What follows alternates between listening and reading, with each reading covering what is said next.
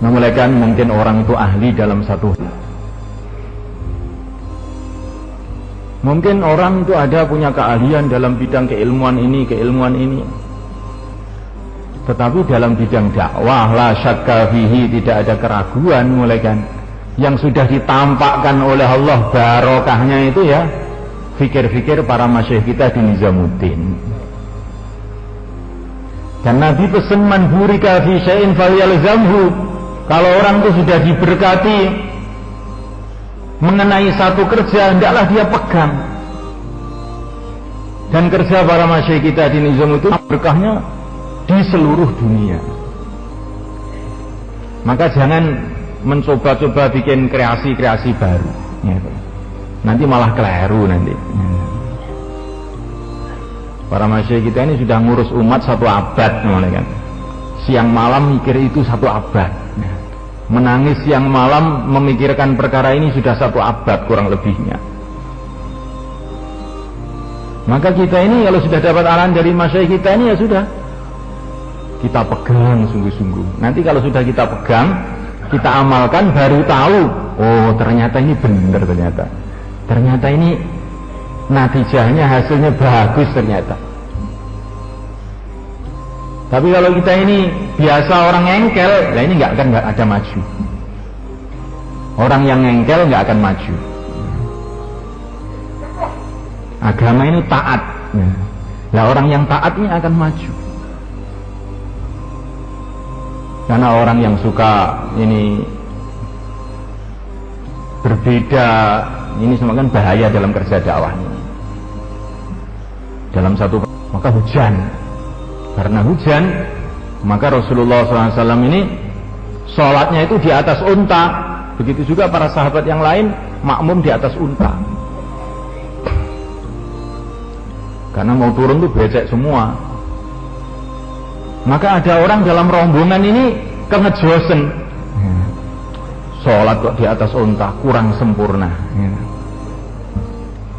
Maka dia turun sholat di bawah, di becekan tadi.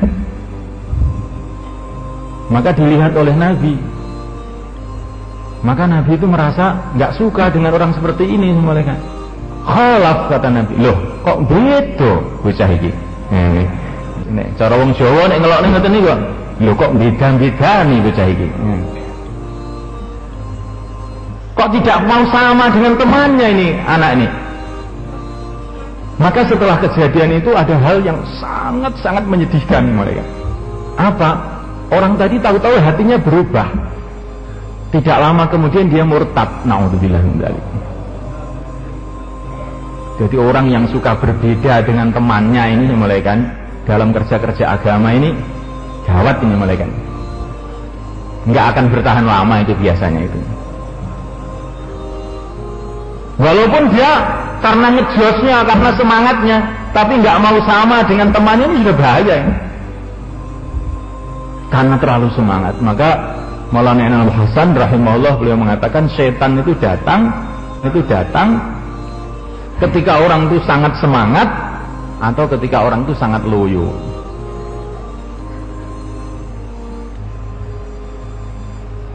Maka semulaikan Allah Ta'ala orang yang selamat itu yang cukupan gitu. Yang cukupan itu jangan terlalu semangat, jangan terlalu loyo. Nah ini akhirnya itu pikirannya, hatinya terkendali, sehingga akhirnya dia tidak ditipu oleh syaitan. Jadi semalakan Allah Ta'ala kita dalam usaha agama ini dan dalam segala hal kehidupan kita ini, kita punya sikap ini ingin belajar. Ya orang yang begini yang senantiasa akan maju. Serahkan segala sesuatu kepada ahlinya. Saya teringat zaman almarhum Dr. Nur dulu masih hidup rahimahullah, mengenai beberapa masalah fikir oleh Syekh Am itu, jangan tanya di sini, kalau tanya dakwah di sini katanya. Kalau tanya masalah begini kamu pergi ke Diuban. Diuban itu pesantren besar yang ada di India sana, kamu pergi ke sana.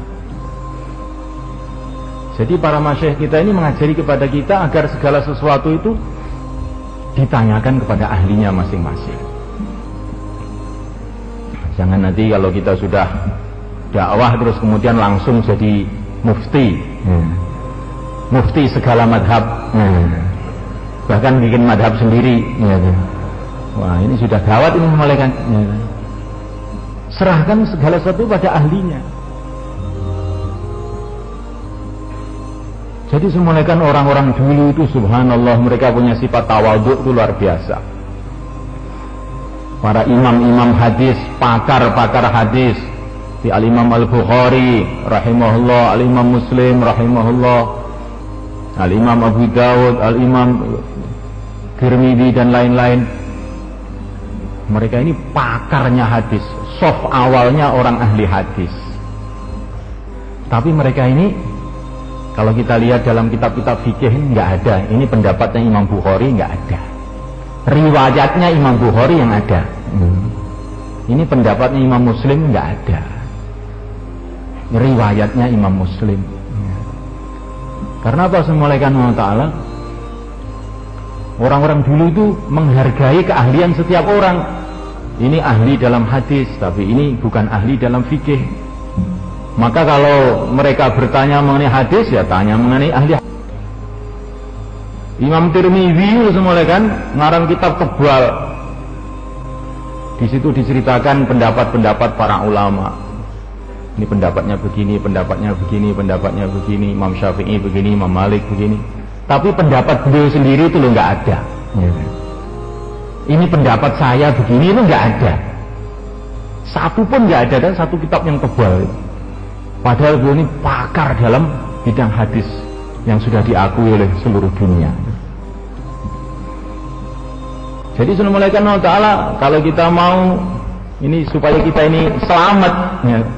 Kalau kita ini mau tanya mengenai ahkam halal haram, ya tanya kepada ahlinya. Kita rujuk kepada pakar-pakarnya. Kalau kita tanya mengenai hadis, ya kita rujuk kepada pakar-pakarnya. Ada orang yang tanya bagaimana kedudukan pakarnya. Ada orang yang tanya bagaimana kedudukan hadis dhaif. Maka saya bilang, saya tidak tahu.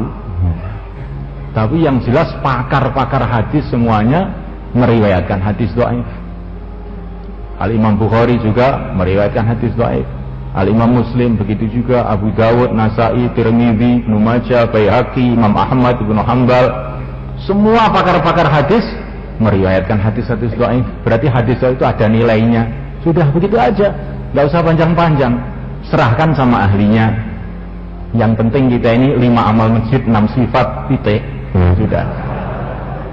Nanti kalau kita bicara ini, maka malah kita ini jadi bingung.